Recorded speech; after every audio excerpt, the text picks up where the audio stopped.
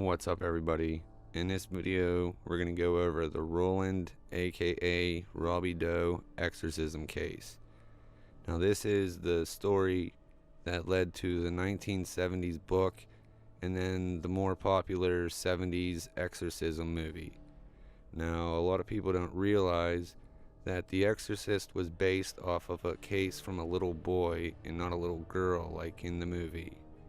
Now, with that being said, I'm just going to go over some more important quick facts to inform you guys on what really happened.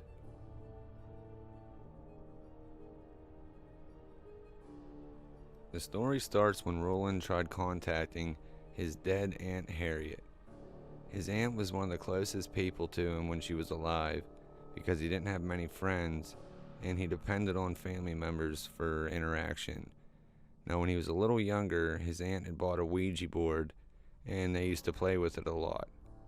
Now, when she passed, he thought the only way to contact her would be using the Ouija board, and it's believed while he was trying to contact her, he conjured up malevolent spirits.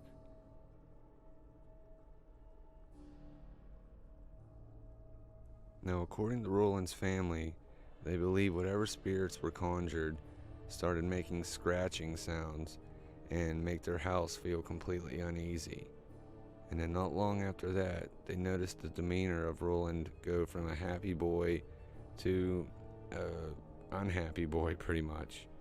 Now, they contacted their local priest, Robert Schultz, and when he arrived, he said whenever Roland was around, he would see furniture moving on its own, and that he believed Roland was also able to make smaller objects levitate.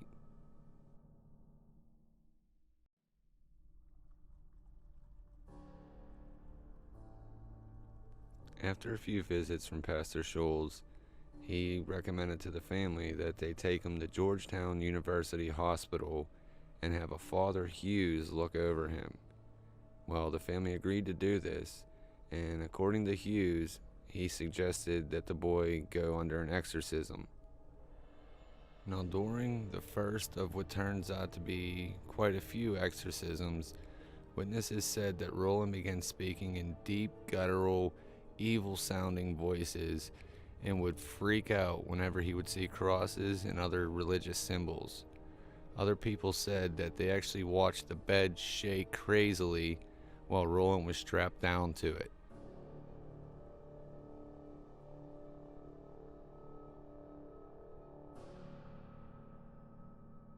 After a few failed attempts at Georgetown University, a family member suggested traveling to St. Louis University and contacting a priest there. Now, during these exorcisms, things got even crazier.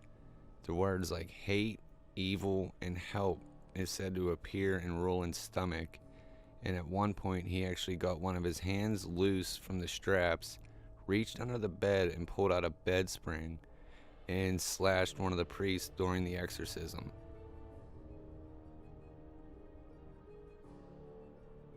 Now, during my research, I wasn't able to come up with a solid number of how many exorcisms the boy went through. They actually jumped quite a bit, from 15 all the way up to 40, but he eventually was exorcised, according to priests, and they gave him the name Roland or Robbie Doe, because he doesn't recall going through any of the situations that were listed.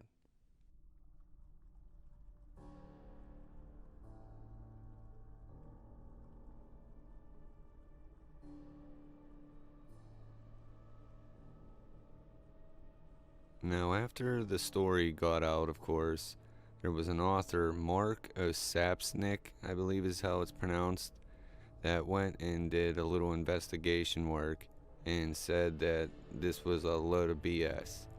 But in turn, a bunch of people went and did an investigation based off of his claims and said he's full of crap.